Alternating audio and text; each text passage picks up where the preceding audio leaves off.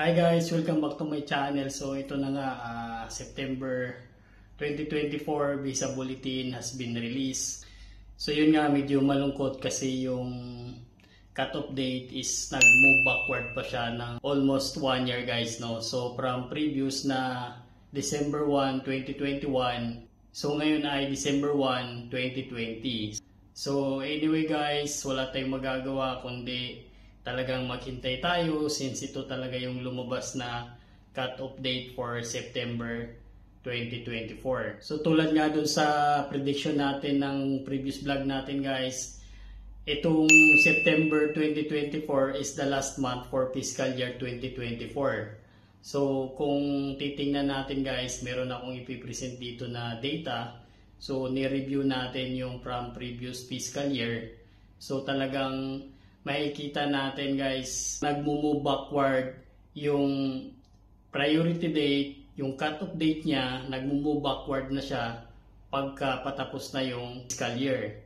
So from July, August, September, yun nga talagang pagtitingnan natin, nagmo-move backward talaga siya based on history dito sa ipipresent nating example data. So siyempre guys, kung bago ka dito sa aking channel, huwag kalimutang mag-subscribe, hit the button below para updated ka dito sa aking video guys. At muli guys, maraming salamat sa inyong panonood dito sa aking channel. Daghang salamat sa inyong support. So bali ito nga yung Visa Bulletin history natin guys. So ito na nga yung recent cut-off, yung September 2024. Yung cut-off niya is December 1, 2020. So ito naman yung pinaka-latest date na nangyari sa fiscal year 2024. Noong June 2024, umabot nga siya ng November 22, 2022. So kung mapapansin natin dito guys, from June, na which is maganda na sana yung cut-off date niya, noong July, nag-move backward na naman siya. Tapos noong August, the same, which is nangyari na nga ngayon, yung September, nag-additional 1 year move backward pa rin siya. Pagpalapit na yung last month ng fiscal year para talagang nag-retrogress yung priority date. So hopefully guys, antabayanan na lang natin na sana ngayong darating na October 2024, which is the first month of fiscal year 2025, na hopefully na ito ay mailagay to dito, no? Sana maibalik tong cut-off date na November 2022 or more pa, maybe December or January 2023, para at least maraming visa na mag-move forward at para naman at least maging happy na tayo guys. So antabayan na natin guys next month yung cut-off date ng first month of fiscal year 2025. So next month na yan guys. So additional nga guys, no, so ito nga yung mga ginathered kong data, yung fiscal year 2023 at saka 2022. Meron din tayo ditong 2020 at saka 2019. So hindi na natin sinama yung 2021 kasi nga puro current yun guys, kasi yun yung COVID time. So during the COVID time, so lahat ng cut-off date ng month is current. So kung titingnan nga natin guys yung 2023, so kung mag-start tayo ng July, so medyo maganda nga yung cut-off date. Pagdating ng August ay nagmo-move backward siya. Then September, then first month of the fiscal year, bumabalik naman siya. So gumaganda naman yung cut-off date for the first month of fiscal year.